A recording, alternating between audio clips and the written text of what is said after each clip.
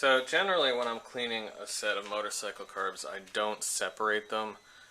It is entirely possible to clean a set of carbs by hand while they're all connected. If you're going to be using like an ultrasonic cleaner or whatever, or dipping the carbs in a carb bath, generally guys will separate them and take out all the rubber and plastic parts.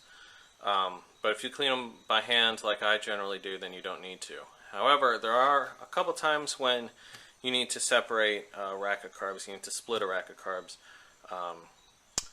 besides cleaning, and we're going to be talking about some of those times today. Right now I'm working on a set of KZ carbs. This is just really a standard inline 4 set of carbs. You can find these, in all the Japanese manufacturers. They all look basically the same and they have basic components. So I know this can be a daunting task for somebody who is brand new to carbs. I'm going to break it down and show you guys that there's really only 3 things to worry about, and the rest is pretty easy. Now the skeleton of the carbs, or the thing that holds these 4 things together, is this bracket here, which has 2 small screws per carb. And then on the other side, you've got a larger bracket on the bottom, which has a little bit of bigger screws per carb.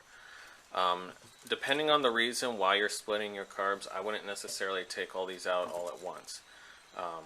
For example, if you're going to be giving this thing a bath, or if you're going to put it in an ultrasonic cleaner, then probably, yeah, go ahead and do it. However, a good reason to split the carbs is if you are leaking in between these fuel passageways in here. In each one of these is a connection, like here's the T connection, and then this is just a regular connection that connects these two, and then another one right here. And in each one of these there's a small O-ring. And if you are leaking around here, it's probable that your O-ring has gotten corroded or is damaged for some reason. So really all you have to do is separate, let's say if it's leaking from right here, all you have to do is separate this carb off. You don't have to take the whole thing apart. And so that's generally what I do. I try and keep them together if I can. Now aside from the brackets that hold these things together, there's 3 major components of these carburetors which connect all the carbs to each other, and that is fuel distribution. Fuel goes in here, flows through here. That is the linkage for the throttle. You'll see here, this is the linkage for the throttle, and it connects right here where the screws are for adjusting the butterfly valve. So if you're going to be syncing these carbs, these are the screws that you would be turning, and right here is where the different carbs connect to each other, right there. And the third thing is the choke. This is the choke. This bike so happens to have just a little pull choke which sticks off on the side, but it's basically the same if you have a cable choke as well. You're going to have a bar which runs across here that has little arms that come down and pull out or push back in the little choke plunger.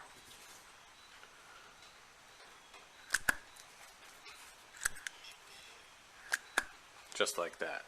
So first thing we're going to do is unhook the carburetor from its brackets. Just take these screws out.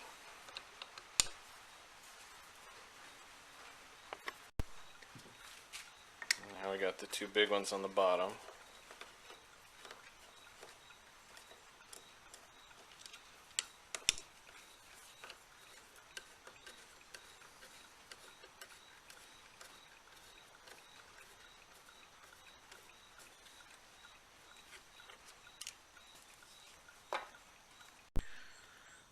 Alright, so as you can see, this thing is basically loose.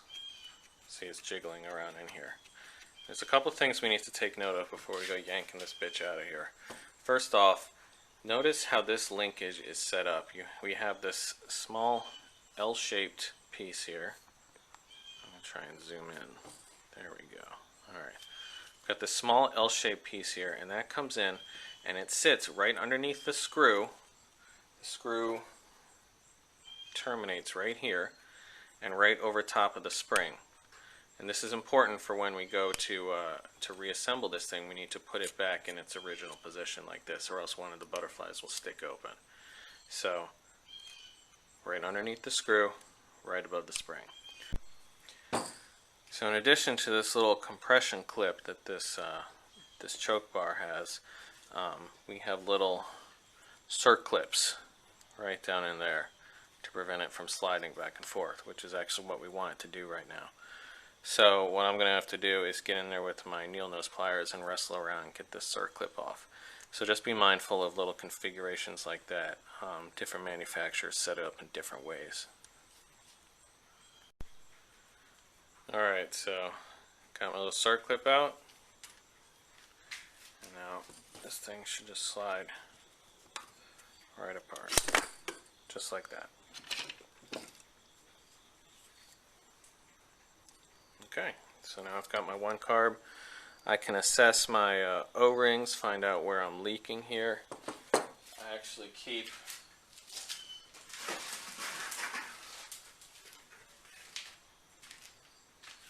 a 419 piece metric universal O-ring assortment kit.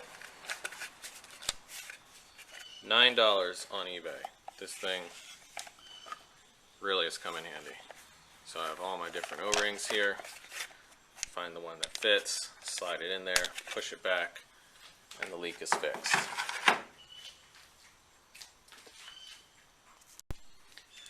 So now putting it all back together really isn't that much different than the reverse of the removal.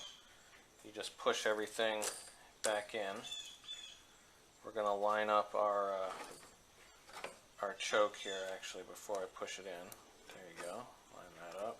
Slide it on in.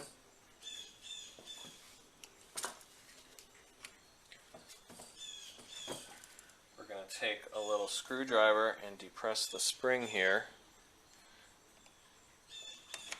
so that the throttle linkage can slide in, just like that. Give it a good shove. Alright, now the O-rings are in. And now all I have to do is insert my C-clip so that all this linkage holds true, and put my screws back in, and I'm all done. So that's it. We're all back together and ready for service. Guys, if you have any questions about this, let me know. Never be afraid to take something apart and try to fix it.